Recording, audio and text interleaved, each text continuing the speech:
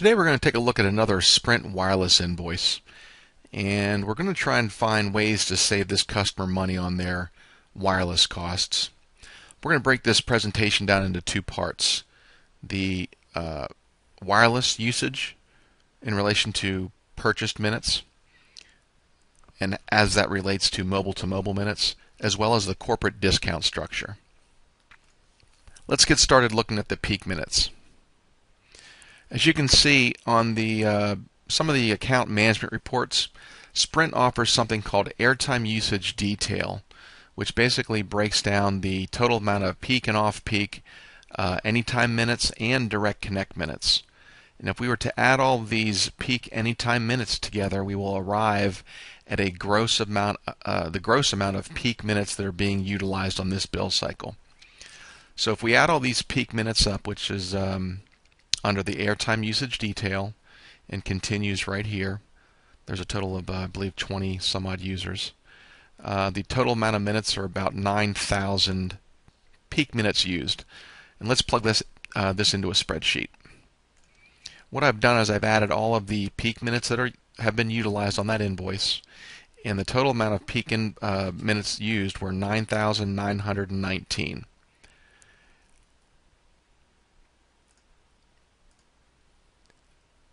Another step we need to take is to factor in the mobile-to-mobile minutes, which are a part of the polling plan, a part of the minutes that are being purchased today. So we need to take the total amount of peak minutes and subtract the mobile-to-mobile minutes to arrive at a net peak minutes used.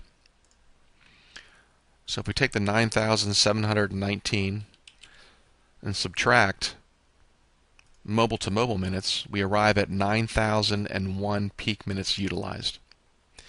Now, one thing to keep in mind is that the 781 mobile-to-mobile minutes is total mobile-to-mobile. Unfortunately, Sprint does not break out peak mobile-to-mobile from unpeak mobile-to-mobile. So we have to make some reasonable assumptions. But for argument's sake, let's use 781 for the total peak minutes mobile-to-mobile. Next, we need to add up the total amount of users and the minutes that they are purchasing. So there is one user under the Nextel Direct Connect Services usage section of the bill, one user at 4,000 minutes, 8 users at 1,000 minutes, and 2 users at 1,000 minutes. Let's plug this data into our spreadsheet. Okay, we have one user at 4,000 minutes, 8 users at 2,000 minutes, and 2 users at 2,000 minutes.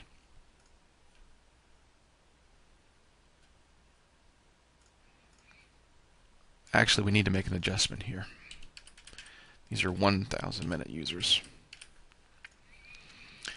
So as it stands right now, this user is currently purchasing 14,000 peak minutes, which is derived from this area right here. 2 1,000 minute users, 8 1,000 minute users, and 1 4,000 minute user. So we're purchasing 14,000 minutes. We know that they utilized 9,719 total peak minutes, and we subtracted out 100% of the 718 mobile-to-mobile minutes to arrive at 9,001 net peak minutes used. Now, if we subtract the 9,001 figure from the purchased amount, we'll come up with a differential. In this case, the customer has left about 5,000 minutes on the table. And that 5,000 minutes represents a 36% buffer as it relates to the total amount of minutes that they're purchasing versus utilizing.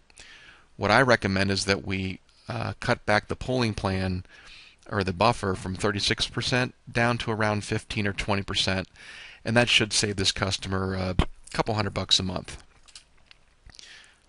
Now let's look at the corporate discounts on the invoice.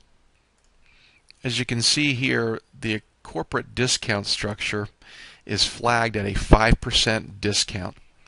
I know from personal experience that Sprint offers corporate discount plans as high as 27%, specifically for the industry that this particular client is in. So we know for certain we can get this client another 22% discount on top of the 5% that they're getting. So let's see how that factors into the total bill. To determine how this additional 22% discount is going to impact this bill, let's look at the summary of charges on the front of the bill. The very first column is called monthly recurring access charges. This is basically what you're paying for, access. And we know that the monthly access charges are $1,084.87. So let's move those over to our spreadsheet.